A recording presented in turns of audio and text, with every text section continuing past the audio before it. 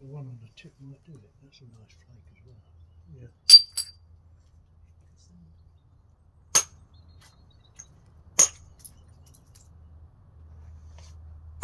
I can quite often see ancient people looking down and looking back and going, "Why do you keep throwing the nice flakes on the floor for?" Yeah, a whole little container you full got of them. yeah, a whole toolkit. You left it on the floor. Pass them up to their axe people, the arrow people. Or It is a wasteful technique. it's the grandness of the Handaxe versus the domestic tools of skin scraping.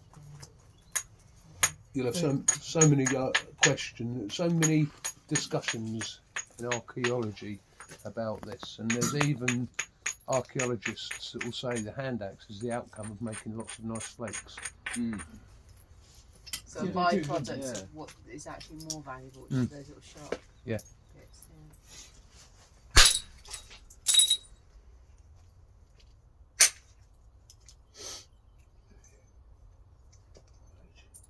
Got a little crossover thing there going on. The question is whether you we shape the whole thing or use any part of the butt that's comfortable to hold and leave it like that. That means that you've got a bigger cutting edge tool to actually work right round the base, makes the whole thing smaller, but nevertheless they did that frequently.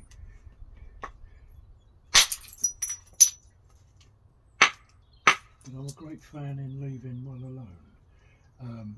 If you've got something comfortable to hold, which it isn't, it's a left-handed one, which is not surprising seeing I'm left-handed anyway.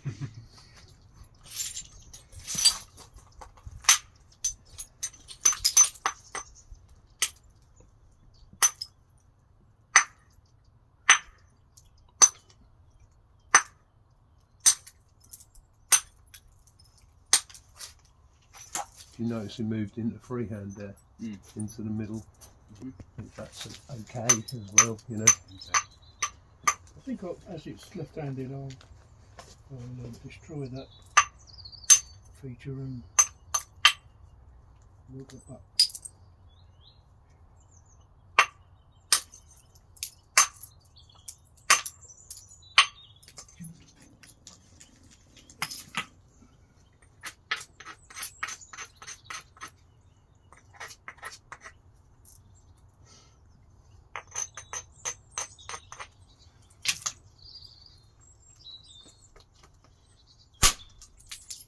You notice how when things don't go right, he's not actually getting frustrated with himself. Nor should you. I am getting frustrated, you said. Oh yeah. You're not showing it if you are. No. Not that we can see what's going on. No, I enjoy busting things as much as I do making them.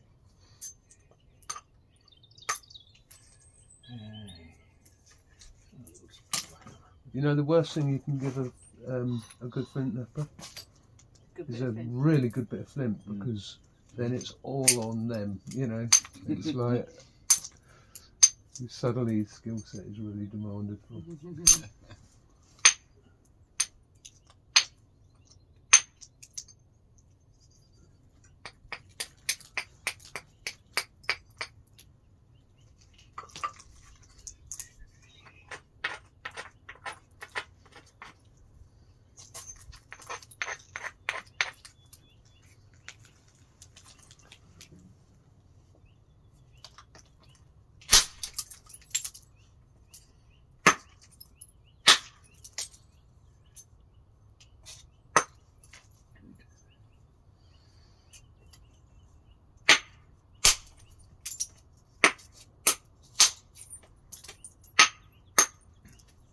It's quite an enchanting thing to watch, isn't it? It makes much more sense watching now, having had the experience and seeing you talk through. So I can't follow exactly, but I can see what he's trying to do.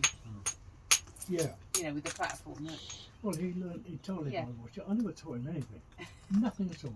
By Except watching. once, when he came to me with a bloody great dagger about this long, but about that thick.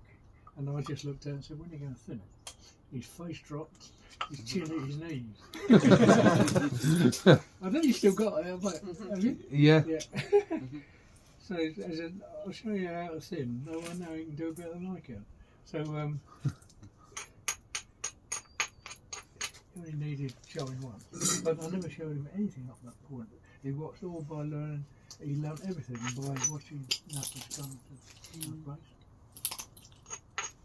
And he rarely joined in. He had his own kit, but he was mainly talking to him rather than doing anything. Because you couldn't shut him up when he was small.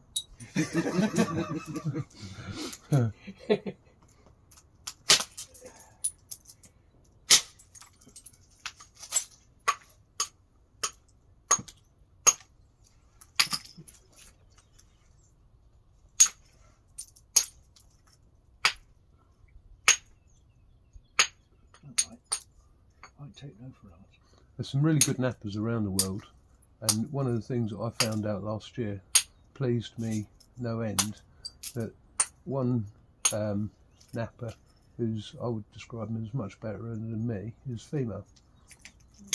And it's not because she's strong, she's precise. Precision and understanding over, they're much better than brute force. You know. Right, it's just that edge. It's very, very, very untidy. That edge is quite nice. And there's some crystals and a bit of a shell in there, I think. So we'll just revamp that whole edge.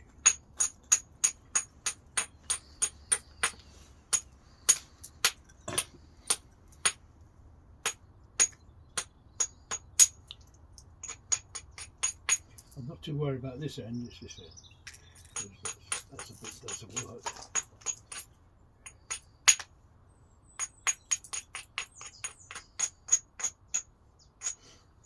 I'm a little concerned of that flake that's... He picked up a floor actually, that's what happened there. And it's not, shouldn't be approachable from this side. But it might come from here.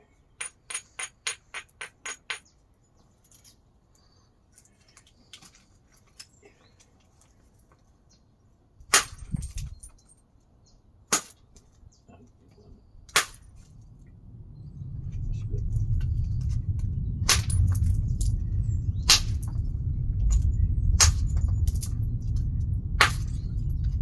So I'm not worried about that.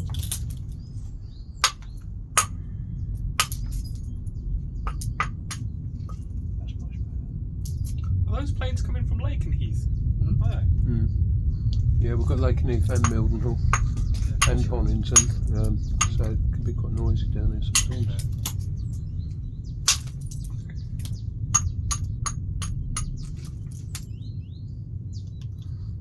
Still bugging me, that flake.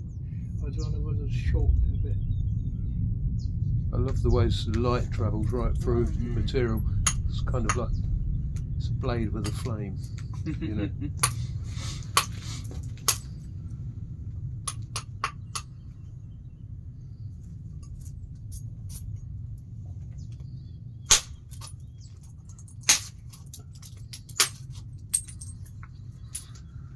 Go on, boy, show us who's boss. What? Show it who's boss.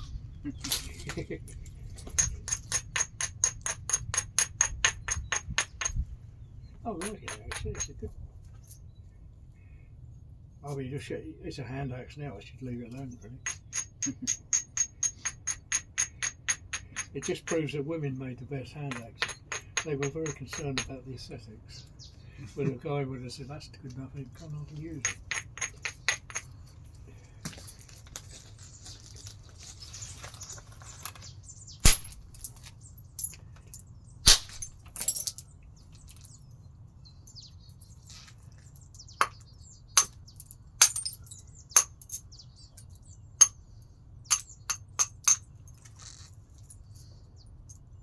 It's not approachable. I'll try. I'm going to take the tip down just to get rid, because that's an inconvenience when you're trying to make incisions. A little step there. would mess things up. So, So what can you do? Can you just make the point smaller? they don't have to be pointed. Most hand axes are quite rounded at the end. In the main, there are pointed ones, for obviously for specific reasons, which I don't know anything about. But in general, it's what they call it. That shape, if that's rounded off rather than pointed, that's a chord hand axe. And very common, very right from upper Paleolithic, Boxgrove even. There's that kind of shape. There's 500,000 years ago.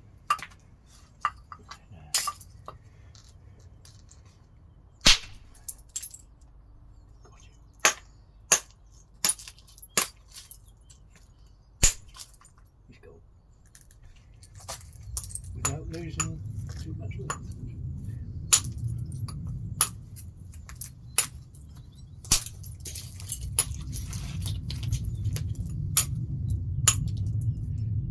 The less you mess about with the edge at this stage, the better, because otherwise you blunt it rather than sharpen it.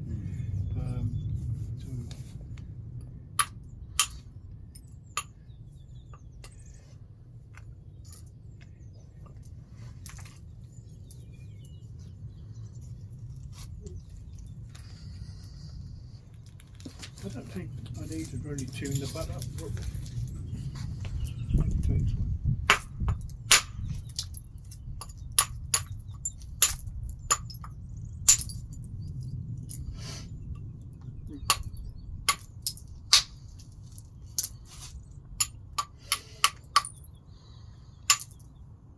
I've got to do it now, starting.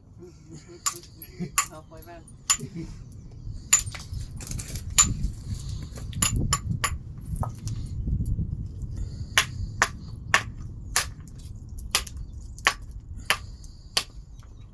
So 3 years ago, Eh? Dad, saying 3 years ago he bought 300 tons of flint.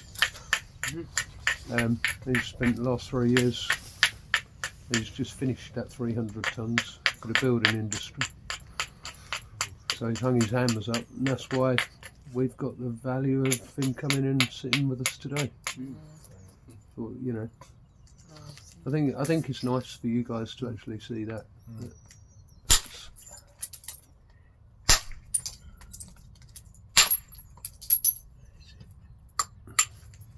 Got a bit of vintage.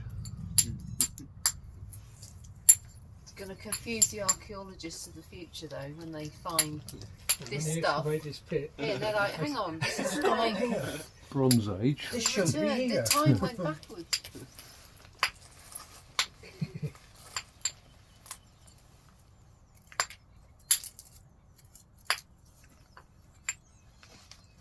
I won't aggravate the crystal.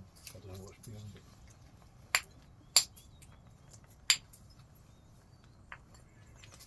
That's sharp enough to get in there now. I can have that off in about 2 minutes. And, but I'll need it, so I think.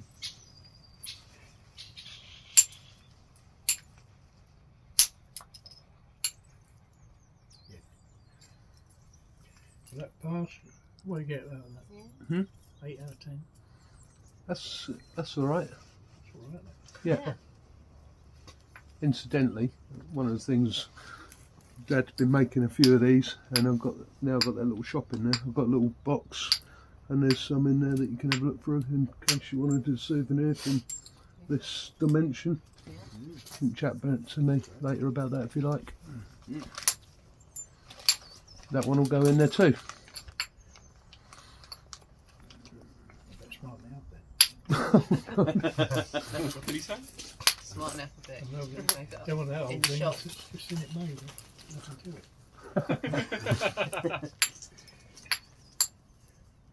Yeah. If I was going to criticise it, it's bloody alright. I like, you can tidy this edge up, and if you do, you lessen the capability of the Handaxe. It's serrated. Yeah. You notice in most modern carving knives are serrated because that is more aggressive than a single sharp edge. To some degree, it's more like a sword. And if it chips in use, which is unlikely to on meat, but if you start working on bone, little flakes are going to come off because the little facets and little bits of projection sticking out. It will chip and flake in use, which only resharpens it. Doesn't blunt it, doesn't damage it, just resharpens it, keeps it running like that all the time. That's the